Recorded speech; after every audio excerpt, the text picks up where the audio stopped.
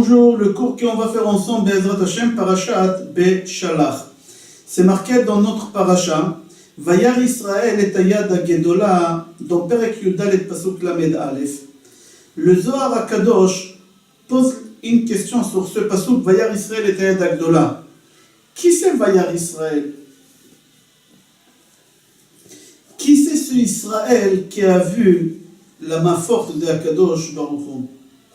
Il répond le Zohar HaKadosh dans Daf Nun Gimel, page Nun Gimel, dans notre parasha à nous, qui HaKadosh Baruch Hu, il a fait sortir Yaakov de sa tombe pour qu'il voit la délivrance de ses enfants, la délivrance des pays d'Égypte après cet esclavage. HaKadosh Baruch Hu, il a fait sortir Yaakov de là-bas. Et pas seulement Yaakov, le Zohar dit qu'HaKadosh Baruch Hu, il a fait sortir aussi Abraham et Yitzhak. Comme c'est marqué, Hayad Agedola. C'est marqué Vayar Israël. C'est quoi Vayar Israël? Israël, il a vu, c'est Yaakov, parce que Yaakov, il s'appelle Israël. Hayad, c'est Abraham. Agedola, c'est Yitzhak. Comme ça, le Zohar HaKadosh dit. J'ai trouvé un Zohar dans Parashat Pinchas, page Resh Yud Tet, que HaKadosh Baruch Hu, d'ici on apprend qu'au moment que quelqu'un a une joie familiale et ses parents ils sont plus de ce monde, HaKadosh Baruch Hu, il les fait sortir de l'endroit où ils se trouvent ces gens-là et il les ramène dans la fête familiale pour qu'ils participent avec les enfants. Le Zohar HaKadosh rapporte l'autre Zohar qui dit qu'HaKadosh Baruch Hu, il a fait ramener Yaakov, Abraham et Yitzhak pour qu'ils voient la délivrance de leurs enfants et la joie de leurs enfants. Comme ça, HaKadosh Baruch Hu, il retire les Neshamot qui n'ont plus de ce monde-là pour venir participer à la fête des familles. Je sais que chez les Ashkenazim, et j'ai vu ça souvent chez des gens qui font ça, au moment qu'ils ont une fête des familles, les cartes d'invitation des mariages de leurs enfants, la bar mitzvah de leurs enfants, ils la mettent aussi sur la tombe de leurs parents pour inviter leurs parents. D'où ils apprennent ça? Ils ont appris ça de ces Zohar dans Parashat Pinchas, page Resh Yotet, qu'Akadosh Baruch Hu, il fait descendre les neshamot des familles pour qu'ils participent aux fêtes des familles. Concernant Shirat Hayam, Az Yashir Moshe, c'est rapporté dans Gemara Psachim, page Kuf Yud Zayin, que Béné Israël, ils n'ont pas dit que Az Yashir Moshe, ils n'ont pas seulement chanté, ils ont dit aussi tout le Hallel. Et c'est marqué là-bas dans le Rokeach qu'ils ont dit aussi le Tehillim Kuf Lamed Vav, le 136, Odou Lashem Kitov Kilolam Chazdo. On l'appelle Hallel Agadol.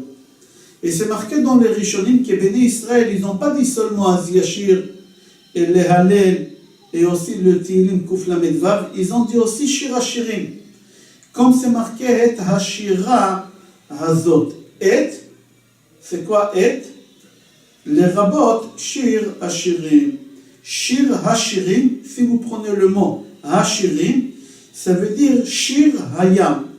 Le Shir Hashirim, c'est le chant qu'ils ont dit sur la mer.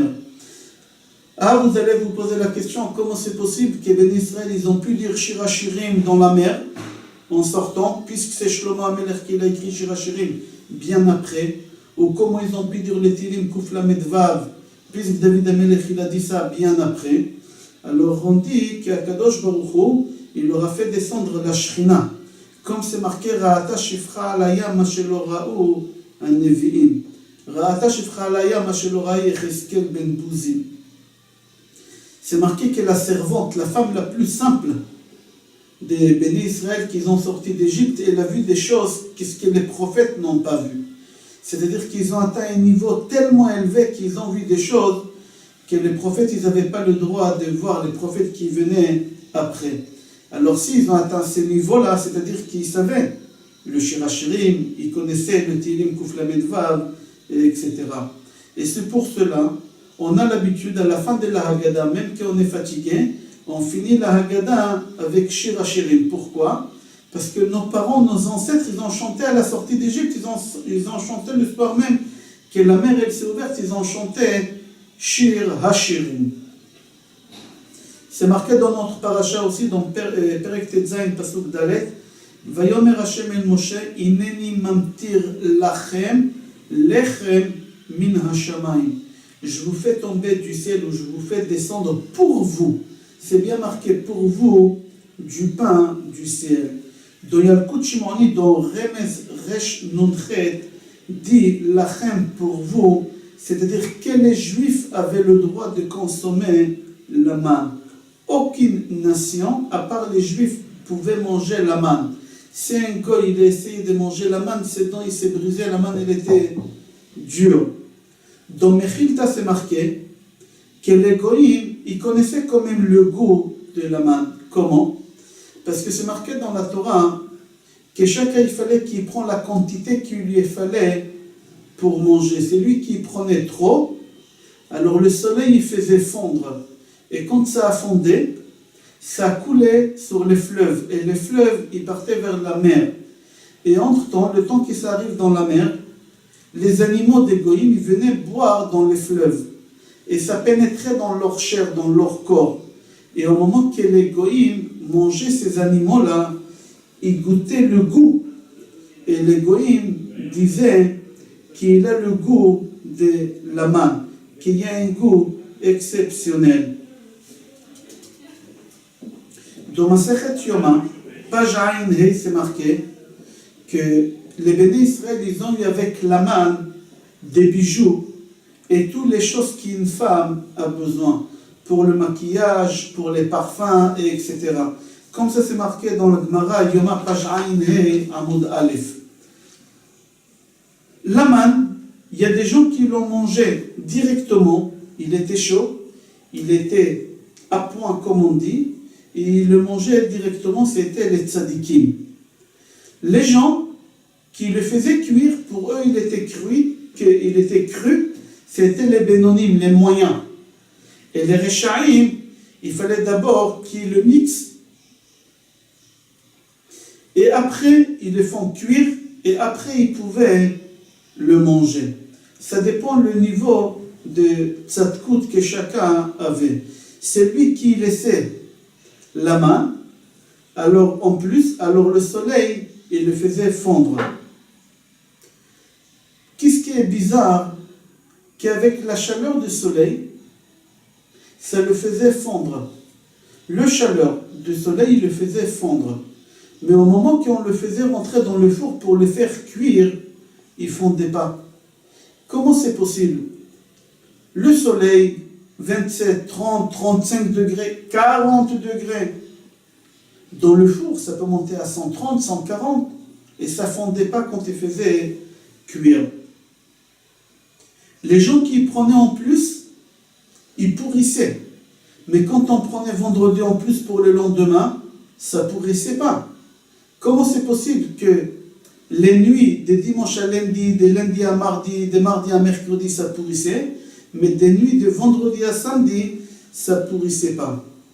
Comment c'est possible si on prenait plus?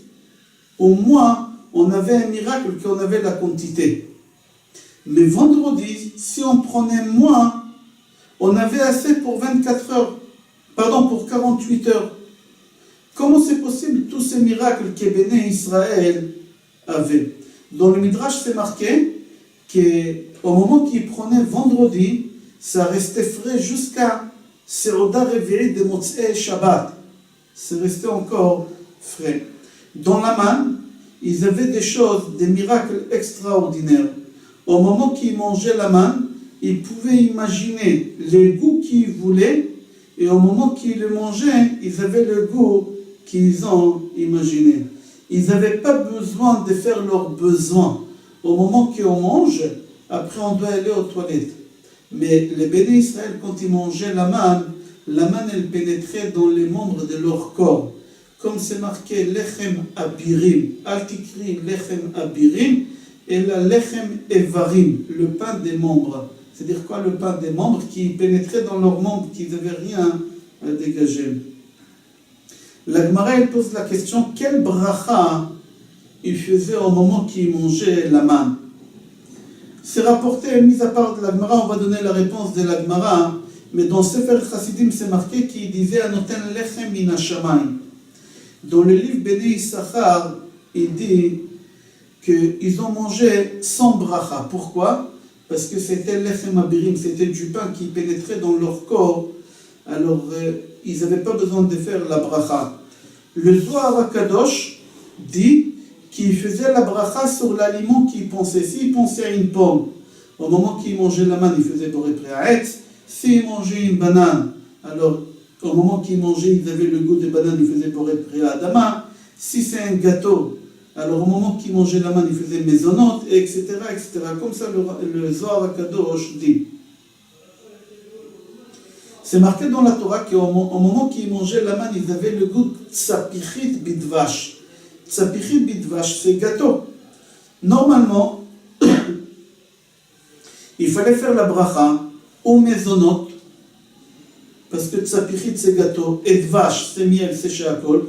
Il fallait faire ou maisonot ou sheakol, pas une autre bracha. Mais on ne fait pas un motzi lechem min haaretz. Rab Chaim Falaji dit non, il faisait quand même un motzi lechem min haaretz parce que c'est lui qui est kovea seuda sur maisonot. Il est obligé de faire netilat yadayim, un motzi et birkat Amazon. Et là, au moment qu'ils mangeaient la manne, ils étaient kovea seuda, ils mangeaient plus que 230 grammes. Alors il fallait qu'il fasse netilat yadayim et un motzi, comme ça Rab Chaim Falaji répond. La Gemara Yoma, dans la Gemara Yoma, page Ayin Hei, c'est rapporté que Béné Israël, au moment qu'ils étaient dans le désert, ils achetaient de la nourriture. Au moment qu'ils passaient dans le désert devant des villages de gens, ils achetaient chez eux des choses, ils les mangeaient, mis à part la manne, ils mangeaient autre chose. C'est marqué dans Perek Tetzain, Pasuk Tetzain aussi. זה הדבר אשר ציווה השם לקטו ממנו איש לפי אוכלו, עומר לגולגולת מספר נפשותיכם, איש לאשר באהלו תיקחו. Il faut savoir que ce passouk-là, et il y a encore un deuxième passouk qu'on va le lire dans la Torah ailleurs, mais dans notre paracha, ce passouk, il a quelque chose de spécial. Si vous voyez dans ce passouk, toutes les lettres alphabétiques qui se trouvent dans ce passouk, le Aleph, le Bet, le Gimel, le Dalet, le Hey, le Vav, toutes les lettres, les 22 lettres, ils sont dans ce passouk. Mis à part les otiyot sofiot mantzapach, le mem final, le nun final, le tzadik final, le pei final et le chaf final, il n'y a pas dans ce passouk. Il y a un deuxième passouk dans la Torah qui a toutes les lettres dedans. Dans Parashat Vaetchanan, Perek Dalet, passouk Lamed Dalet, c'est marqué O Anissa Elokim lavo lakarat lo goy mikerev goy במסוד, באותות ובמופתים ובמלחמה וביד חזקה ובזרוע נטויה ובמוראים גדולים ככל אשר עשה לכם השם אלוקיכם במצרים לעיניך. Le Baal HaTurim dit que ces deux psukim, on peut apprendre quelque chose, que tout celui qu'il étudie la Torah, Akadosh Baruch Hu, il lui ramène la parnassa sans problème. Lisez les psukim et vous allez voir qu'Akadosh Baruch Hu dit que de la manne, on va vous donner la parnassa. Dans le Nach, pas dans la Torah, il y en a que dans les 5 livres, Bereshit, Shmot, Vayikra, Bamidbar, Dvarim, ça s'appelle Torah. Et il y a Nevi'im et Ktuvim. Dans le Nach, dans les Nevi'im et Ktuvim, il y a encore 24 psukim qui ont tous les lettres. Et il y a un pasuk qui a toutes les lettres avec les 4 lettres finales, avec les 5 lettres finales, et aussi il y a le nom de Hachem, le Yud Ke Vav Ke. Ou dans Sefer Tzefania, Perek Gimel Pasuk Chet. Ce pasuk là-bas, au moment que Yirmiyahu dit au Béné Israël, pourquoi vous n'étudiez pas la Torah? Les Béné Israël ils lui ont dit, si on étudie la Torah, comment on va gagner notre pain? Alors il leur a fait sortir un petit bocal, et il leur a dit, vous voyez qu'est-ce qu'il y a dedans, c'est la manne. C'est avec ça que vos ancêtres, ils ont vécu dans le désert. Et là-bas, c'est marqué dans Yirmiyahu Bet, Yirmiyahu Perek Bet, Pasuk Lamed Aleph, le Pasuk, Ador Atem Ra'u Devar Hashem, etc. Dans notre paracha, toujours Perek Tetzain, Pasuk Chav Gimel, c'est marqué Vayomer Alehem, ou Asher Diber Hashem, Shabbaton. Shabbat Kodesh la Hashem Achar, et Asher Efu, etc., etc. C'est marqué dans Mahzor Vitri, sur ce pasuk, que dans Tfilat Moussaf de Shabbat, c'est marqué To'amea Chaim Zachu. C'est-à-dire, Tana, il nous enseigne Kol ha'to'im tafshilo be'erev Shabbat ma'arichin lo yamav u'shnotav. Tout celui qui goûte les repas de Shabbat avant Shabbat, on lui rallonge la vie. Dans Yerushalmi, il explique pourquoi. Pour la simple raison, si la nourriture elle est brûlée ou elle est mal cuite, au moins avant Shabbat, tu peux savoir en goûtant et tu vas réparer le plat pour qu'il soit mangeable et qu'il soit bon. Comme ça, tu évites le shlom bayit à la maison, les disputes à la maison, tu évites. Là, tu répares, tu as le temps de réparer, c'est pour ça c'est bien dégoûté. Et pour ne pas avoir de problème de shlom bayit, c'est lui qui fait tout pour éviter les shlom bayit. Akadosh Baruch Hu, il lui rallonge la vie. Et dans les Sefer Kolbo, il donne une autre raison pour voir s'il manque un peu de sel pour qu'il soit mieux pour kiffer Shabbat. Comme ça le Kolbo dit. On continue dans notre paracha dans Perek Tetzain, Pasuk Chavtet, c'est marqué Shvu ish tartav al yetze ish mimekomo bayom hashevei. Dans Midrash Bereshit Rabbah, Perek Yud Aleph Pasuk Vav, il raconte là-bas que Trosporos Aracha, il a voulu embêter Rabbi Akiva. Et il lui a dit, si c'est comme tu dis que votre Dieu il respecte Shabbat, alors pourquoi Kadosh Baruch Hu il fait des vents Shabbat? Pourquoi il fait tomber la pluie? Pourquoi il fait pousser les plantes? Pourquoi c'est interdit Shabbat? Au moment que le vent vient, il vient d'une autre propriété, Reshut Hayachid, Reshut Arabim, Carmélite et Makom Reshut, ça passe d'un endroit à l'autre et on n'a pas le droit de porter. La pluie, quand il tombe d'un endroit à un autre endroit, et Shabbat, on n'a pas le droit de porter. On n'a pas le droit d'arroser Shabbat. Il y a beaucoup de choses que votre Dieu fait pendant Shabbat et on n'a pas le droit. Là-bas, vous allez voir la réponse dans Midrash Bereshit Rabbah, elle est longue, mais en deux mots. Rabbi Akiva lui a dit qu'Akadosh Baruch Hu, le monde entier lui appartient. Alors, par rapport à Akadosh Baruch Hu, c'est une seule propriété. Akadosh Baruch Hu, il ne porte pas d'une propriété à l'autre propriété. Et c'est pour cela, pour Dieu, il a le droit de faire tout ça.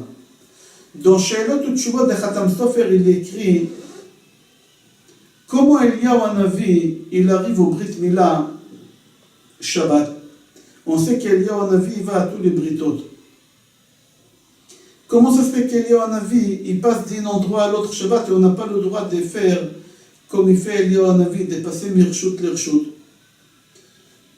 On dit que aussi Motzei Shabbat, on chante beaucoup de chants, Eliyahu Hanavi, Eliyahu, on chante beaucoup de chants pour Eliyahu Hanavi. Pourquoi? Parce que pendant Shabbat, il n'a pas pu venir à cause des Troumim. Et là maintenant, Motzei Shabbat, tu as le droit de venir, alors on lui chante des chansons pour lui dire qu'on vient. Mais quand Eliyahu Hanavi ne vient pas pour nous annoncer le Mashiach, mais pour les Brit Mila, lui, il vient Shabbat. Mais comment ça se fait qu'il vient Shabbat? Il répond, le Khatam Sofer, que le corps d'Eliyahu Hanavi, il est resté dans le paradis terrestre. Sa neshama, elle est montée dans le paradis céleste. Et au moment qu'Eliyahu Hanavi, il arrive, il vient avec son corps qui se trouve dans le paradis terrestre. Et il a le droit Shabbat. Il ne passe pas d'un endroit à un autre endroit Shabbat qu'on n'a pas le droit. Ça, c'est une réponse. Il y a une deuxième réponse beaucoup plus simple. On dit dans Tehilim Perek Chet Pasuk Vav Bametim Chofshim que les morts n'ont aucune interdiction de la Torah, ils ne peuvent faire aucune mitzvah de la Torah. Ils sont libres de tout. Et Eliyahu Hanavi, comme il ne fait plus partie de ce monde, alors il a le droit de faire tout ce qu'il veut. Venez, on va revenir à notre paracha concernant la manne. On a dit qu'au moment qu'ils mangeaient la manne, ils avaient le goût qu'ils ont voulu. Ils pensaient, ils imaginaient la nourriture, et au moment qu'ils mangeaient, ils avaient le goût dans leur bouche. Comme ça c'est rapporté aussi dans Gemara Yoma, page Ain Hei, on a dit. Dans le livre Gilioné Achas, il pose une question. S'ils ont voulu goûter le goût d'une boisson, Coca-Cola, pourquoi pas? Est-ce qu'ils avaient? Et il répond là-bas que non. Pour la manne, c'était la nourriture, et pour les boissons, c'est au moment qu'ils buvaient dans le puits des Myriam. Au moment qu'ils buvaient de l'eau dans le puits des Myriam, ils pouvaient imaginer toutes sortes de boissons. Comme ça, c'est rapporté. La preuve de Nadav et Avihu. Nadav et Avihu, ils sont morts. Pourquoi? Parce qu'ils ont bu du vin, ils ont rentré au Mishkan pour faire des sacrifices. Alors on dit, mais comment ils ont pu boire de vin? Puisqu'on n'avait pas de vin dans le désert. Alors on dit non, au moment qu'ils ont bu dans le puits des Myriam, ils ont imaginé le goût de vin. Ils ont imaginé le goût de vin. Et comme ça, ils se sont saoulés, ils ont rentré dans le Mishkan. C'est-à-dire qu'au moment qu'on boit dans le puits des Myriam, on peut goûter tout le goût. La question qu'on demande, c'est lui qui mangeait la manne, il pensait à un steak. Il mangeait la manne et il avait le goût d'un bon steak saignant comme ça. Il n'aura pris, il a envie de boire un Nescafé, un café au lait. Il avait le droit ou il n'avait pas le droit? Alors, il y a une interdiction dans la Torah, c'est marqué Lotevachel Gedi Bachale Vimon. 3 fois dans la Torah, c'est marqué Lotevachel Gedi Bachale Vimon. On n'a pas le droit de faire cuire la viande et le lait, on n'a pas le droit de faire des commerces avec, etc. Alors le Baal Afla'a et aussi Achida Rabbi Chaim Yosef David Azoulay répond qu'il n'y a aucune interdiction au moment que tu as mangé quelque chose qui a le goût de cette chose. Si tu as mangé une banane qui a le goût d'un barbecue, qui a le goût d'un steak, tu as le droit de manger de laitage après. Parce que tu n'as pas mangé de la viande, tu as mangé une banane qui a le goût de barbecue, qui a le goût d'un steak. Alors, au moment que tu manges quelque chose qui a le goût, c'est synthétique. Alors, tu as le droit de manger après de laitage, sans problème, ce n'est pas interdit. Maintenant, concernant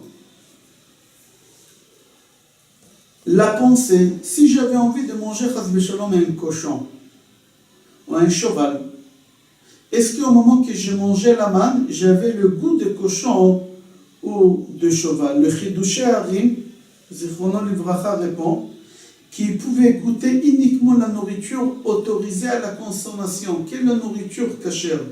La nourriture non cachère, il ne pouvait pas goûter. Par exemple, à Pessah, s'il aurait voulu imaginer le goût du pain, il ne pouvait pas. Comme ça, il répond le Chidouché Harim. On continue dans notre paracha, dans Perek Yudzaïn, Pasuk Chet, c'est marqué, va y avoir Amalek, va ilachem im Israël birfidim. Dans le livre Moshav Zekenim, il pose la question, pourquoi Amalek il est venu faire la guerre contre Béné Israël? Il n'a pas eu peur? Il n'a pas vu que les Béné Israël, ils ont sorti d'Égypte, ils ont battu beaucoup des rois, ils ont battu l'Égypte, ils ont sorti, la mer elle s'est ouverte, et tous les miracles qu'ils ont entendus. Comment ça se fait qu'ils n'ont pas eu peur? On dit qu'Amalek,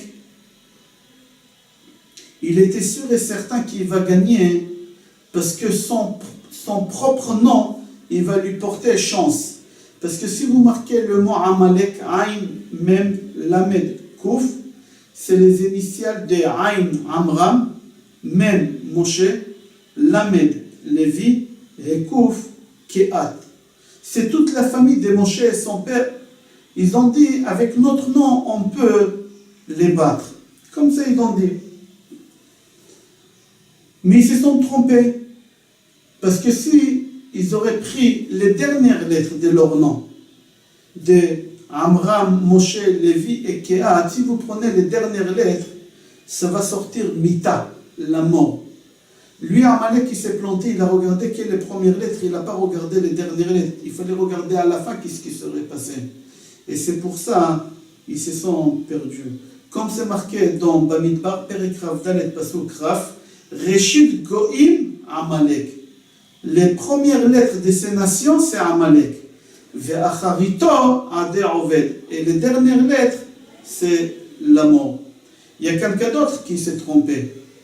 Bientôt, on lira le Megillat Esther et on va voir là-bas que Haman il a fait tomber une loterie, et ça a tombé pendant le mois de Hadar.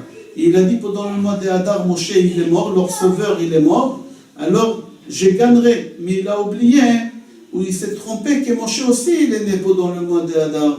C'est exactement la même erreur qu'il a fait son grand-père de Haman, que c'était Amalek. Dans le même chapitre, Yudzaïn, Pasuk, Tet, c'est marqué, Vayomer Moshe El Yoshua, Bechar lano anashim, Itz'u ilachem be'Amalek. Moshe Rabbeinu demande à Yoshua de choisir des gens pour aller faire la guerre contre Amalek. Rabbeinu Ephraim pose la question, pourquoi il lui a dit de choisir des gens? Prends des gens, faire la guerre. Pourquoi choisir? Parce que Amalek c'était des grands sorciers. Et Moshe Rabbeinu, il a eu peur qu'ils vont le tuer avec de la sorcellerie. Alors Moshe Rabbeinu, il a dit à Yoshua, choisis des gens qui sont nés dans Hadar 2. Celui qui est né dans Hadar 2, il n'y a aucune sorcellerie qui peut fonctionner contre lui. On continue dans Perek Yudzaïn, Pasuk Yudalet, c'est marqué, Macho emche et zecher Amalek mitachat hashamayim. Dans le livre Kavayashar, il écrit que Rav Eshel Mikaraka, au moment qu'il voulait essayer le stylo, s'il marche, aujourd'hui nous on prend les stylos pour voir si ça marche, on grabouille. Lui, il essayait de marquer Amalek jusqu'à qu'il marchait, et après il est effacé. Pour faire la mitzvah, Machot imche et Zecher Amalek. Alors il marquait ou Amalek, ou Aman et Zeresh avec sa femme. Aman et sa femme, Zeresh, il est effacé. Pour faire la mitzvah de ce pasuk, Machot imche et Zecher Amalek mitachat l'shamayim. Dans Ben Ishraï, première année, Parashat Tetzavé, Halacha Chaf, c'est marqué là-bas, que c'est bien d'écrire le mot Amalek et Aman et verser dessus de l'alcool et effacer. Comme c'est marqué dans Mishle Perek Lamed Aleph Pasuk Yud, Tenu Sechar la Oved. Je vous souhaite Shabbat Shalom, Bracha ve'Hatzlacha et Kol Tov.